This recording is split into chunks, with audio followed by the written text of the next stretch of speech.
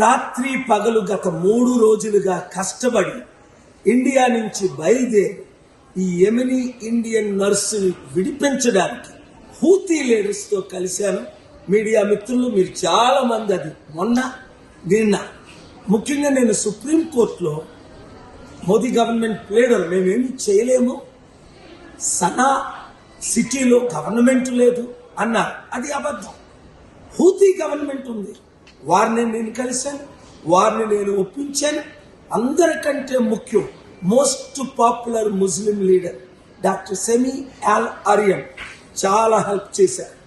ఆయన 5 సంవత్సరాలు అమెరికన్ ప్రిజన్లో ఉండి 220 సంవత్సరాలు ఆయన ప్రిజన్లో పెడితే ముస్లింల కొరకు ఫైట్ చేసి, పలస్టీనియన్స్ కొరకు ఫైట్ చేసి, అమెరికాతో ఫైట్ చేసి మంచి పేరు ఇక్కడ సంపాదించుకున్నాడు. ఆయన సహాయంతో, చైర్మన్ మహదీ ఇబ్రహీం సహాయంతో, షేక్ అహ్మద్ గారి సహాయంతో, హూతీ లీడర్ హూతీ సహాయంతో, అలాగే కొంతమంది ఇరానియన్స్, ఒమాన్ లీడర్స్ కూడా హెల్ప్ చేశారు. కానీ మెయిన్ ఎక్కడైతే నిమిషా ప్రియ ప్రిజన్లో ఉందో అది సనా, ఒకప్పుడు ఒరిజినల్ క్యాపిటల్. అది మన ఇండియన్ గవర్నమెంట్కి యాక్సెస్ లేదు. వారే సుప్రీంకోర్టులో నిన్న చెప్పారు, నాకు యాక్సెస్ ఉండబట్టి వారందరినీ కలిసిన వీడియోలు, ఫోటోలు నేను మీకు రిలీజ్ చేశాను, ట్వీట్ కూడా చేశాను. మీరు ప్రార్థించే గవర్నమెంట్ చేయలేని పని దేవుడు చేయగలడు. God can do. Muslims prayer చేశారు, క్రిస్టియన్స్ ప్రేయర్ చేశారు, హిందూ ప్రేయర్ చేశారు. మీ ప్రార్థన వల్ల ఇది కేవలం రేపు ఊరి కాకుండా పోస్ట్ పోన్ అయింది, అంటే వాయిదా పడింది. ఫ్యామిలీ ఎవరినైతే నిమిష చంపేసిందో సిచ్యువేషన్స్ మీకు తెలుసు.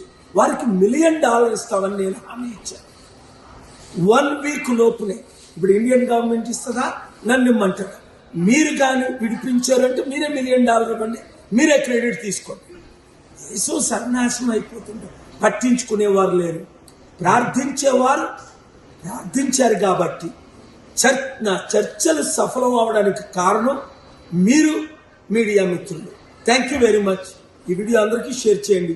ఇది కేవలం వాయిదా పడింది, అందుకని మళ్ళీ నేను ఇప్పుడు ఆ లీడర్ని కలడానికి, ఎందుకంటే యెమెన్ చాలా డేంజరస్, అసలు ఎవ్వరు వెళ్ళలేరు.